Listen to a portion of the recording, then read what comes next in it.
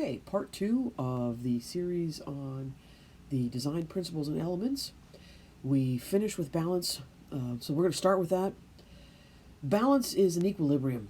You can have two types of balance: symmetrical, where everything's the same on both sides. You have an axis that runs down the middle, and both halves are exactly the same. You can have asymmetrical, where they're unequal. Both sides are different, but you have similar visual weight. So you might have a tree on one side and many shrubs on the other side, or a couple of shrubs and many smaller shrubs and some perennials on the other side. Most of our houses these days are not symmetrical, so we don't very often see pure symmetry in many of our landscapes, except in very formal landscapes, at least in this country. So if you look down this, it looks almost symmetrical. But look close and you'll see it's not exactly the same on both sides. So even something that's very formal can be asymmetrical. This is a better example of symmetry. Everything is basically exactly the same on both sides of this landscape. They tend to be very, very formal. Here's a good example of asymmetrical, and yet everything is still in balance. We've got this large open window, round area on the house, and we've put a taller climbing tree on that to kind of balance that out. You can see that while that tree takes up a large portion of it, we've got lots of other little things in various areas. Even in the lower area of the garden where we have this flowering tobacco right here, that mimics the size of that tree in a smaller area. Line and direction will lead you to view in a certain way. For most of us, we want to lead that view to the front entrance. We want it to be completely obvious how one gets into the house. But line can lead your eye up, it can lead your eye down, you can lead the eyes away from something that doesn't look good in the landscape or toward something that does look good in the landscape. There's lots and lots of different ways that you can use line. Everything has a line because everything has a shape. The house has line, the windows have line, the front entranceway, the walkway, the shrubs, the plant on the side of the house, all of those things have line. Curved lines tend to be softer, tend to slow human beings down, force us to look around because we don't want to fall. If we take a look at focal points, the center of a circle tends to be a focal point. So we have a focal point here, which we've given people something to look at. We also have a focal point here, which again, we've given people some place to stop, sit, and look around and appreciate things.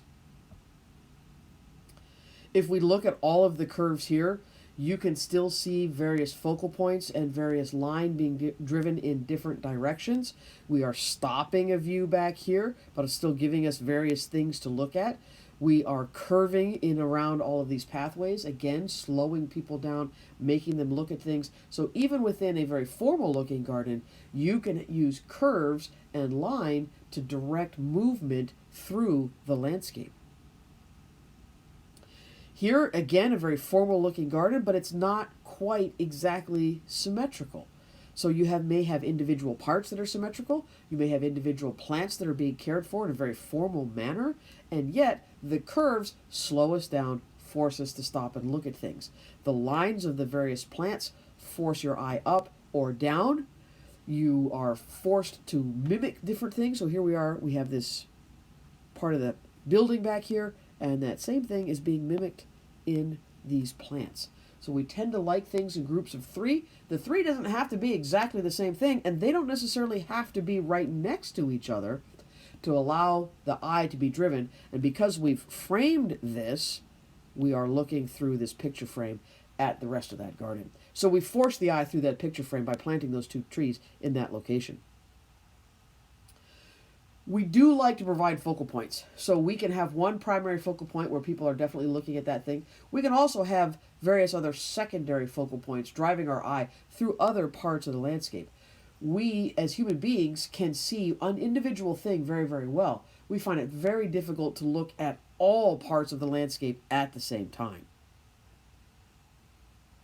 So again here, focal point being the rocks, we're exaggerating that focal point by placing it in a place in the middle of a circle where we have to look, and then blocking the view around that, forcing that look right to that centerpiece of those rocks.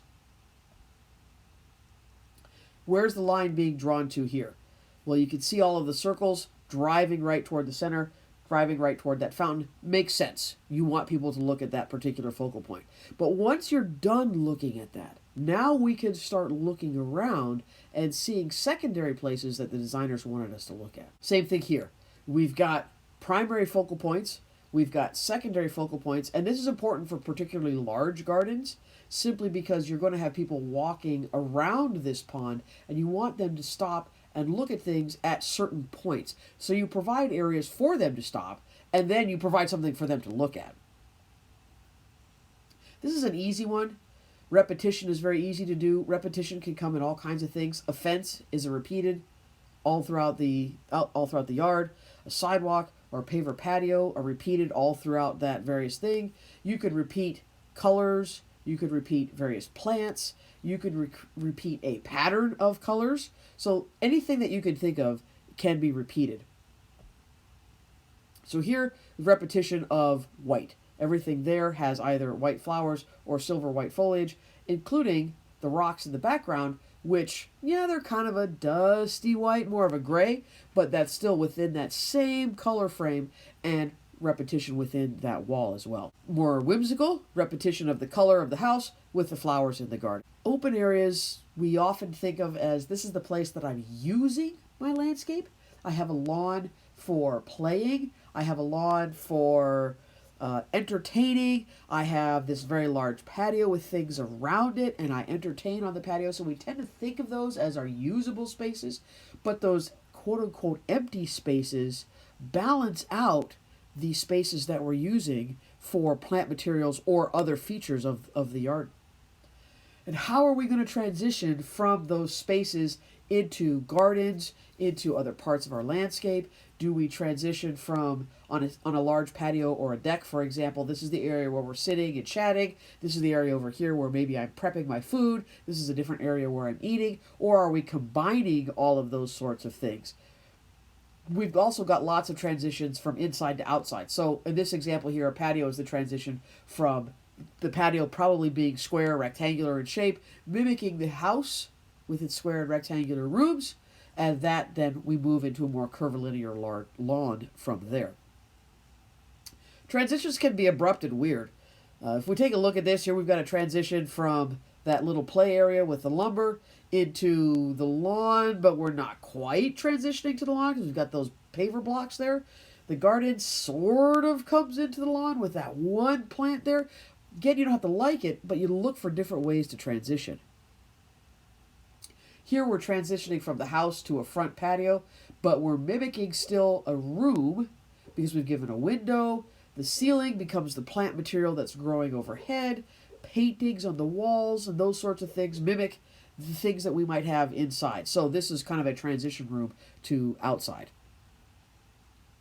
Transitioning from house to patio area where the lawn and the plants are infiltrating the patio, and that brings us out into the lawn. You can see if we bring those steps into the lawn area, that transitions into the lawn. Yes, the steps are put there so that we can force people to walk on there instead of on the lawn. So they have a function, but they are also a transition. I took this picture many, many years ago, and it took me several times looking at this picture for me to even recognize that there were plants in these containers, because everything leads my eye down here to where the plantings are. And the plantings are mimicking that rusty color in the containers.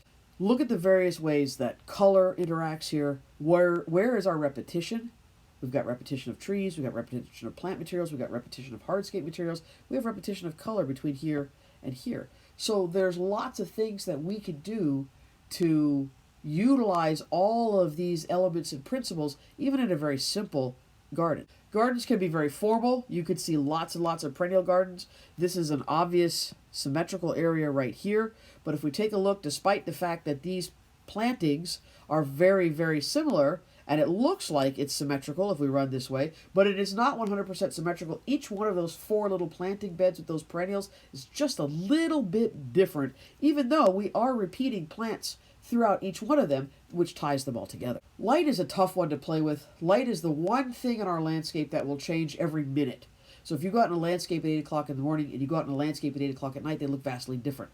If you go out in that same landscape at noon, they look vastly different. So light is the one thing that changes. So you could do some great things with plant materials, with how they're combined, with your hardscaping. If you can also learn to play with that ever-changing feature of light, you can really create some incredible transitions, shadows, shading, and highlighting and backlighting if you could learn also to play with the light.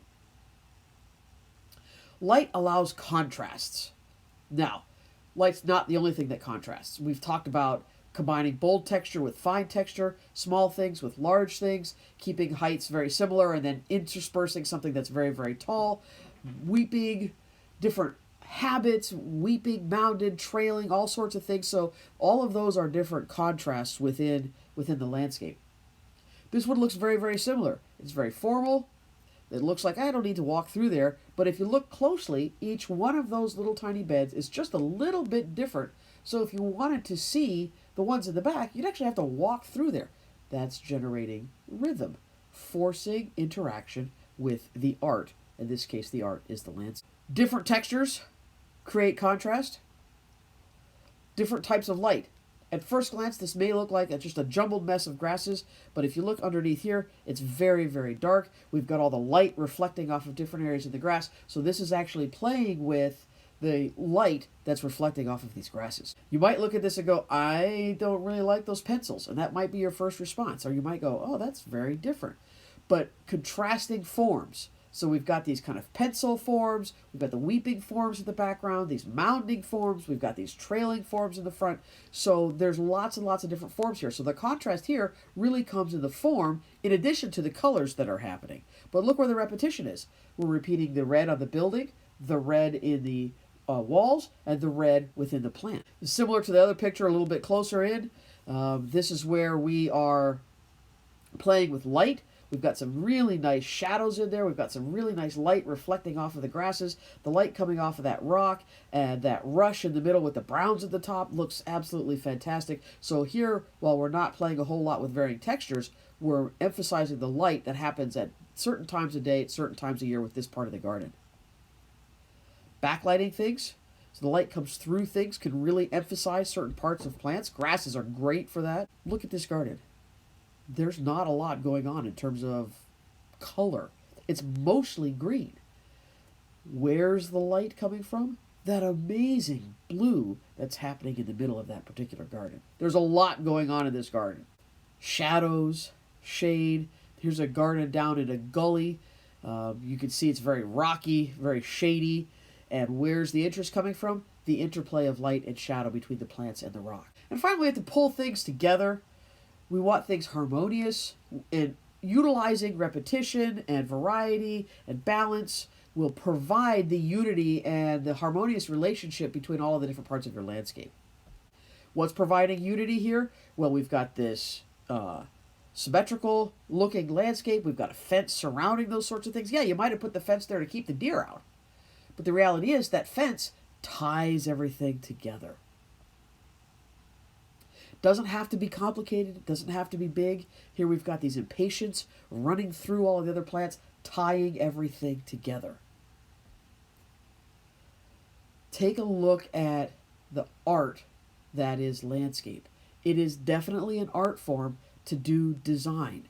Right here we have an asymmetrical landscape with the tree definitely taking up a large portion of the left side of the picture, but you can see on the building where we have you can just start to see over here on the right side where the building juts out a little bit, and that will kind of mimic the tree on the left side. What we're trying to do is bring everything together and make it pleasing on the eye, in addition to functional. Yes, a lot of times we put pathways in, we put pergolas in, we put arbors or patios or fences, and we're doing those things so we can use the landscape. But we're also trying to make the landscape aesthetically pleasing and not just useful. So we can use all kinds of different features, we could repeat things, we can have slightly different balance to things to make our landscapes both functional and beautiful. Here, I don't necessarily have a problem with the plant materials, but they aren't combined in any way that's necessarily pleasing. They just feel like they were plopped in. Now you might look at that and go, wow, that looks fantastic, and that's fine. because art is very personal. Again, same thing. Take a look at the different plant materials and look for the various parts of balance and rhythm and repetition, unity, harmony, all of those sorts of things. Look for how we can extend things or how we can add to the usefulness. This particular housing authority said the fence can only be so high, but the two neighbors didn't get along. So the addition of the trees, those very, very pencil thin things, at first glance gives the appearance that that fence is higher than it actually is. It's really not. More than a second's notice, and you can see right through to the neighbor's house, but it gives us the first impression that that fence is higher than it actually is. As always, if you have questions, do not hesitate to ask.